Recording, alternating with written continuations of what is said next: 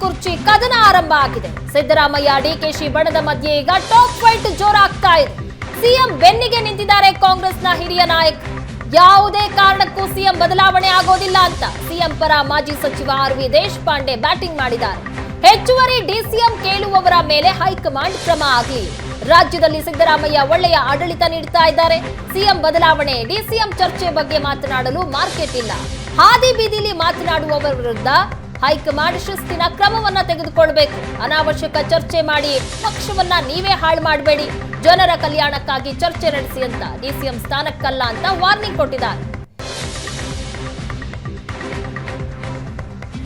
ಈ CM change discussion ನಿಮ್ಮ ಜೊತೆ ನಾನು ಮಾತಾಡಲಿಕ್ಕೆ ಬರೋದಿಲ್ಲ, ಅಥವಾ ಪೇಟೆಯಲ್ಲಿ ಮಾಡೋಕ್ಕೆ ಬರೋದಿಲ್ಲ.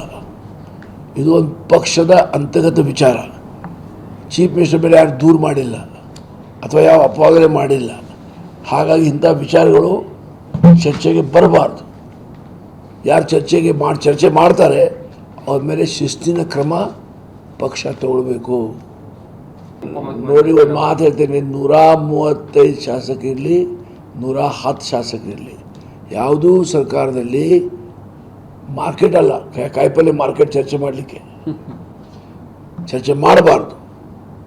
ಯಾರು ಚರ್ಚೆ ಮಾಡ್ತಾನೆ ಅವನ ಮೇಲೆ ಶಿಸ್ತಿನ ಕ್ರಮ ತಗೊಳ್ಬೇಕು. ಯಾರೂ ಇರಲಿ.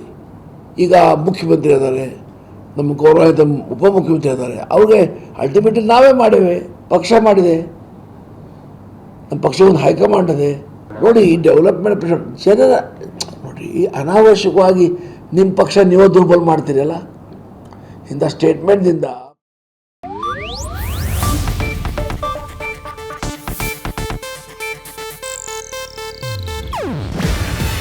ಇದು ಏಷ್ಯಾನೆಟ್ ನ್ಯೂಸ್ ನೆಟ್ವರ್ಕ್ ಪ್ರಸ್ತುತಿ. ನೀವು ನೋಡ್ತಿದ್ದೀರಾ ಏಷ್ಯಾನೆಟ್ ಸುವರ್ಣ ನ್ಯೂಸ್.